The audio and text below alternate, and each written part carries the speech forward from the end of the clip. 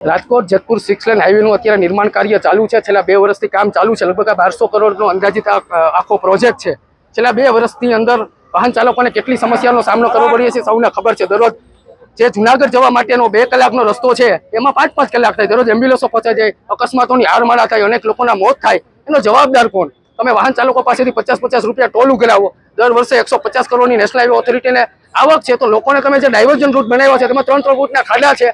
ખૂબ જ શરમજનક બાબત કહેવાય। આજે અમે નેશનલ હાઈવે ઓથોરિટીના પ્રોજેક્ટ ડિરેક્ટરને રજૂઆત કરવા આવ્યા છે કે તાત્કાલિકપણે બંને ટોલ પ્લાઝાઓ બંધ કરવામાં આવે। જ્યાં સુધી રોડનું કામ સંપૂર્ણ પતે નહીં ત્યાં સુધી વાહન ચાલકોને ટોલમાંથી મુક્તિ આપવામાં આવે। જે ડાયવર્ઝન રૂટ છે તેમાં તમે પોલીસ ડિપાર્ટમેન્ટ અને કલેક્ટર ડિપાર્ટમેન્ટ સાથે સંકલન કરી અને કોઈ પણ સંજોગે વાહન ચાલકોને ટ્રાફિક ચકાજામથી મુક્તિ આપો।